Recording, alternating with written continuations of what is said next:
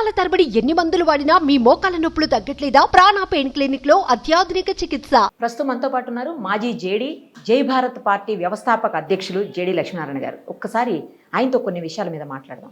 Sir నమస్తే అండి. నమస్తే. జై భారత్. లేటెస్ట్గా జరిగిన ఒక ఇన్సిడెంట్ సార్, నంద్యాలలో ఒక 8-9 ఇయర్స్ పాపని 11 ఇయర్స్ అబ్బాయి 15 ఇయర్స్ అబ్బాయిలు ఇద్దరు కలిసి, చాలా మైనర్స్, 11 నుంచి 15 ఇయర్స్ లోపలే అంతా మైనర్స్ పిల్లలు, రేప్ చేసి ఆ పాపని చంపి కెనాల్లో పారేశారు సార్. ఆ బాడీ దొరికింది అనుకోండి, బట్ అసలు 11 ఏళ్ల పిల్లోడు 15 ఏళ్ల పిల్లలు ఏంటి సార్, ఏం జరుగుతుంది అసలు? వాళ్ళకి అసలు ఆ ఆలోచన ఎలా వస్తుంది? ఫస్ట్ ఆఫ్ ఆల్ అసలు అట్లా ఎలా చేయగలుగుతున్నారు అనేది కూడా అర్థం కానటువంటి దారుణమైన విషయం అయిపోయింది సార్. ఎక్కడ ల్యాబ్స్ ఉంది, ఎక్కడ తప్పు జరుగుతుంది అసలు అర్థం కావట్లేదు సార్. ఎప్పుడు కూడా మనం ఏంటంటే వీళ్ళు మైనర్స్ అని మీరు అంటున్నారు. యాక్చువల్గా భారతదేశంలో జరిగిన అతిపెద్ద ఇలాంటి దారుణమైన క్రైమ్స్ మీరు తీసుకుంటే అందులో మైనర్స్ ఉన్నారు. నిర్భయ కేసు తీసుకోండి, అందులో కూడా ఒక మైనర్ ఉన్నారు. దిశ కేసు తీసుకోండి, అక్కడ కూడా మైనర్స్ ఉన్నారు. ఇప్పుడు నిన్న మీరు చెప్తున్న నంద్యాల ఇన్సిడెంట్, ఈ విధంగా ఎందుకు మారుతున్నారు అంటే వాళ్ళు ఏం తెలుసుకోవాలంటే అది తెలుసుకోవడానికి వాళ్ళ దగ్గర ప్రతి ఒక్కరి చేతిలో ఇప్పుడు మొబైల్ ఫోన్స్ వచ్చేసాయి. తర్వాత ఈ ఫ్రీ ఇంటర్నెట్ అని చెప్పేసి అందరికీ సిమ్లు ఇచ్చేశారు మొదట. దాంతో మొత్తాన్ని అడిక్ట్ చేసేసారు, ఫ్రీ ఇచ్చేసి. ఆ తర్వాత ప్రతి ఒక్కరు కొనుక్కుంటున్నారు. దాంతో ఏమవుతుందంటే తర్వాత మధ్యలో కరోనా కాలంలో వచ్చినప్పుడు స్కూల్స్ కాలేజెస్ మూతపడడం వల్ల ప్రతి ఒక్కరికి కూడా ఆన్లైన్ క్లాసెస్ మొదలయ్యాయి. కాబట్టి ప్రతి ఒక్కరు కూడా ఈ సెల్ ఫోన్ నుంచి క్లాసెస్ నుంచి వాళ్ళు తీసుకోవడం మొదలుపెట్టారు. ఆ సెల్ ఫోన్ క్లాస్లో ఉన్నంత వరకు, ఆ తర్వాత ఏంటి, అదొక మెషిన్. మీరు దానికి ఏం ఆదేశాలు ఇస్తే అది మీకు చూపిస్తుంది. ఇప్పుడు ఒక ఇంటర్నెట్లోకి వెళ్ళి, యూట్యూబ్లోకి వెళ్ళి మీరు ఏం కావాలనుకుంటే అది వచ్చే పరిస్థితులు ఉన్నాయండి. ఆ తర్వాత ఆర్టిఫిషియల్ ఇంటెలిజెన్స్ అని ఒకటి కొత్తగా వచ్చింది. మీరేంటంటే ఎటువంటి వీడియోలు చూస్తున్నారంటే అది గ్రహించేసి మీకు అటువంటి వీడియోలనే మీకు ఇస్తూ ఉంటుంది. సో ఆ విధంగా ఈ ఫోన్ అడిక్షన్ కూడా పడిపోయారు ఇప్పుడు పిల్లలు. అది లేకుండా ఉండట్లేదు. పిల్లల్ని అనుకుంటే తల్లిదండ్రులు కూడా అదే పరిస్థితి. ప్రతి మనిషి ఇప్పుడు ఫోన్ లేకుండా బతికే పరిస్థితి లేదు. కాబట్టి ఆ విధంగా మనం ఏం చూడాలనుకుంటున్నాం, ఏం చేద్దాం అనుకుంటున్నాం అన్నది కూడా ప్రతి ఒక్కటి వాళ్ళకి తెలిసిపోతుంది. అది కాకుండా ఈ పిల్లలు చాలా క్విక్గా వాళ్ళు అబ్జర్వ్ చేసుకుంటారు. వాళ్ళ మీద ఎటువంటి నియంత్రణ కూడా ఉండట్లేదు ఈ మధ్య. అంటే ఈ పిల్లలు ఏ కుటుంబాల్లో వచ్చాయో వాళ్ళ తల్లిదండ్రుల బాధ్యత కదా. అందుకనే చాణక్యుల వారు అంటారు, చిన్నతనంలో 5-6 సంవత్సరాల వరకు మీకు పిల్లలను ప్రేమగా చూడండి, 6 సంవత్సరాల నుంచి 16 సంవత్సరాల వరకు వాళ్లకు నియంత్రణలో ఉంచండి, వాళ్లకు క్రమశిక్షణ నేర్పించండి అంటే. ఎప్పుడైతే ఆ క్రమశిక్షణ అన్నది మనం నేర్పించమో ఏమవుతుందంటే ఈ పర్యవసనాలు మీరు చెప్పినట్టు ఈ నంద్యాల మ్యాటర్ కానీ మిగతా కేసులు కానీ జరుగుతుంది. కాబట్టి ఇటువంటి దురదృష్టకరమైనవి, అతి జుగుప్సాకరమైన సంఘటనలు జరగడం, ఆ తర్వాత ఎక్కడో స్కూల్లోనే పిల్లలు కూర్చొని మాదక ద్రవ్యాలు తీసుకుంటున్నారు, తర్వాత మద్యం సేవిస్తున్నారు అనేవి కూడా మనకు వినపడుతుంటాయి. కాబట్టి మరి ఏం చేస్తున్నాయి ఇన్స్టిట్యూషన్లు, తల్లిదండ్రులు ఏం చేస్తున్నారు అన్నది చాలా ముఖ్యం. లేకుంటే ఏమవుతుందంటే వాళ్ళని సరి అయిన నియంత్రణలో మనం ఉంచకపోతే ఇలాంటి సంఘటనలు జరుగుతూనే ఉంటాయి. కానీ మరి 11 ఏళ్ల పిల్లాడు అసలు ఎట్లా అనేది ఈ మధ్య వాళ్లకు తెలిసినంత ఇన్ఫర్మేషన్, ఎందుకంటే మీరు అంత ఇన్ఫర్మేషన్ వాళ్ళకి ఇస్తున్నారు, అవైలబిలిటీ ఆఫ్ ఇన్ఫర్మేషన్. ఇంతకుముందు కూడా అందరూ ఈ ఏజ్లో ఉండేవాళ్ళు, కానీ అప్పుడు ఇన్ఫర్మేషన్ ఉండేది కాదు, నియంత్రణ ఉండేది. కాబట్టి ఇప్పుడు ఏంటంటే విచ్చలవిడితనం. ఆ తర్వాత సినిమాలు చూస్తున్నా కూడా అందులో ఏ విధమైన సంఘటనలు చూపిస్తున్నారు, ఏ విధమైన సీన్లు చూపిస్తున్నారు, అది కేవలం ఎంటర్టైన్మెంట్ మాత్రమే అని నిర్మాతలు దర్శకులు మాట్లాడతారు. కానీ ఆ ప్రభావం ఎంతగా ఉంటుంది పసి మనసుల మీద ఆలోచించండి. ఆ తర్వాత ఇంతకుముందు ఏ గ్రేడ్ సర్టిఫికేట్లు పెట్టి సినిమాల్లో, ఇంతకుముందు సినిమాల్లోనే చూసేసేవాళ్ళం, కానీ ఇప్పుడు ఏంటి, OTT platform, over the top platforms, దానికి సెన్సారింగ్ లేదు. ఆ ఓటీటీ ప్లాట్ఫామ్ చూసుకుంటే నామవంతమైన యాక్టర్లు కూడా బండ బూతులు మాట్లాడుతూ ఓటీటీ సీరియళ్ళు చేసుకున్నా మనం చూస్తాం. మరి వాట్ ఆర్ దే డూయింగ్? మరి వీటికి సెన్సార్షిప్ వద్దా? సో ఇవన్నీ కూడా ఆలోచించాల్సిన అంశాలు.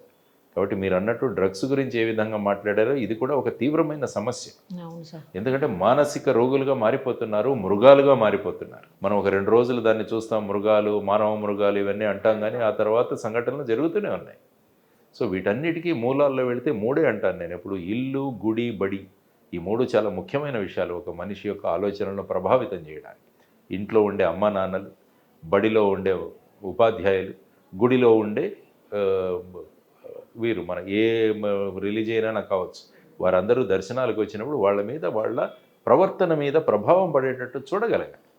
ఈ 3 అంశాలు కనుక మనం ఎక్కడైనా కొద్దిగా ఫెయిల్ అవుతే ఏమవుతుందంటే మళ్ళీ ఈ విధమైన ప్రభావాలు ఈ విధమైన సమాజంలో చూడాల్సి వస్తుంది. ఇప్పుడు ఈ పిల్లలకి ఎలాంటి శిక్షలు పడే అవకాశం ఉంటుంది సార్? వీళ్ళందరూ జువెనైల్స్ కాబట్టి జువెనైల్ జస్టిస్ యాక్ట్ ప్రకారం ఆ, వాళ్ళకు వేరే ఉంటాయి, రిమాండ్ హోమ్స్ వాటిలలో ఉంటాయి.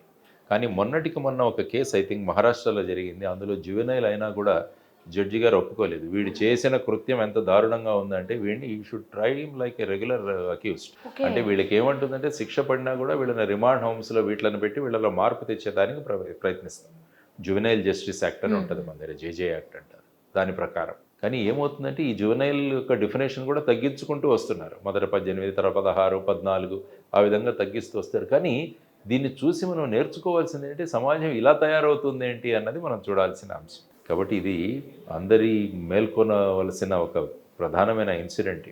ఇది మొదటి ఇన్సిడెంట్ కాదు. మొన్న చూస్తే ఆ చీరాల ఇన్సిడెంట్ కానీ, ఇంకొక ఇన్సిడెంట్ కానీ, అనకాపల్లిలో జరిగిన ఇన్సిడెంట్, ఇక్కడెవరో అమ్మాయి పెళ్లి చేసుకోలేదని తల్లిదండ్రులు చంపేసిన ఇంకొక ఉన్మాది ఇక్కడ వరంగల్ జిల్లాలోనే ఎక్కడో.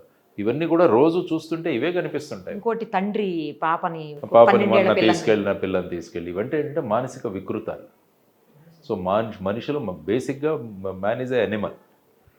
దాన్ని కంట్రోల్ చేసే శక్తులు ఉండాలి. ఆ కంట్రోల్ చేసే శక్తులు ఎప్పుడైతే పోతాయో మనిషిలో ఉన్న మృగం బయట లేస్తుంది. కాబట్టి అందులో మనిషిలో ఉన్న మృగాన్ని కట్టిపెట్టి ఉంచాలి మనం. దానికోసం ఈ పట్టింపులు, సమాజము, బాధ్యతలు, ఈ మంచి విషయాలు చెప్పడము, ఇవన్నీ కూడా ఆ మనిషిలో ఉన్న మృగాన్ని అదుపులో ఉంటుంది అన్నమాట. ఆ అదుపు తప్పిపోతే ఏమవుతుందంటే మృగాలుగా మారిపోతుంది. సో ఇవన్నీ కూడా మనం చేయాల్సిన వీటికి సినిమాలు కావచ్చు, తర్వాత మాధ్యమాలు కావచ్చు, వీటి మీద కూడా సెన్సారింగ్ ఉండాలి. యూట్యూబుల్లో వచ్చే ఛానల్స్, మొన్న ఎవరో నలుగురు కూర్చొని ఒక అమ్మాయి, తండ్రి, పాప కూర్చొని వాళ్ళ మధ్యలో ఏ విధంగా మాట్లాడుకున్నా వాళ్ళు అరెస్ట్ అయ్యాడు. కానీ ఈ విధంగా ఈ మానసిక వికృతి ఎలా ఏర్పడుతుంది అన్నదానికి మళ్ళీ ఈ 3 బేసిక్. వాళ్ళ ఇల్లు, బడి, గుడి, ఈ 3 కూడా వారి భూమికలను సక్రమంగా పోషించగలిగితే ఆ తర్వాత సమాజం, మీడియా, సినిమాలు అన్నవి కేవలం ఎంటర్టైన్మెంట్ కాకుండా ఒక నిశ్శబ్దని ఒక సినిమా తీశారు. అందులో పెద్ద యాక్టర్ అమితాబ్ బచ్చన్ వేశాడు అన్నది. అంటే వాళ్ళ కూతురు 18 ఏళ్ళ అమ్మాయి ఫ్రెండ్తో వీళ్ళిద్దరికీ ఏదో పరిచయాలు, సంబంధాలు అన్నట్టుగా చూపించారు. 2006-7 సంవత్సరాల్లో వచ్చింది. రకరకాల సినిమాలు వస్తున్నాయి ఈ మధ్యలో, కానీ ఆ సినిమాలను ఏమీ చేయలేకపోతున్నారు. సెన్సార్ బోర్డు ఉన్నా కూడా వాళ్ళు ఏదో చేస్తున్నారు, కానీ వాళ్ళు సెన్సార్ బోర్డు ఏం చేస్తున్నారో కూడా తెలియదు. ఇదేంటి జరగచ్చు అంటారు. కానీ ఒక సీన్ యొక్క పరిణామం, ఒక సినిమా యొక్క ప్రభావం ఎంతమంది మీద ఉంటుంది అన్నది కూడా ఆలోచించగలగాలి. ఎందుకంటే మనకు సినిమా చాలా ముఖ్యం మన జీవితాల్లో కాలక్షేపం కోసం. కానీ అది కాలక్షేపం ఉండట్లేదు, అది మనుషుల యొక్క జీవితాల మీద ప్రభావం చూపిస్తుంది. కాబట్టి ఇది కూడా నిర్మాతలు, డైరెక్టర్లు వీళ్ళు కూడా గమనించాల్సిన అంశాలు ఇవన్నీ కూడా. ఐపీసీ కంటే బిఎన్ఎస్ ఏమైనా స్ట్రాంగ్ అయిందా సార్ ఇప్పుడు? ఏం లేదు, అందులో కొన్ని నేరాల మీద కొన్ని శిక్షలు పెంచారు. తర్వాత ముఖ్యంగా ఇన్వెస్టిగేషన్, వీటిలో స్పీడ్ తీసుకురావడానికి, ట్రయల్ తొందరగా కంప్లీట్ అవ్వడానికి, వీటన్నిటి కూడా కొన్ని విధానాలు ఉన్నాయి. అందులో కూడా కొన్ని మార్పులు చేర్పులు అవసరం. సో అది కూడా అవుతుంది. రాబోయే కాలంలో వాటిలో కూడా కొన్ని మార్పులు తీసుకొస్తారని అనుకుంటున్నాను. సుమన్ టీవీలో మీ పర్సనల్ అండ్ బిజినెస్ ప్రమోషన్స్ కోసం కింది నెంబర్కి కాంటాక్ట్ చేయండి.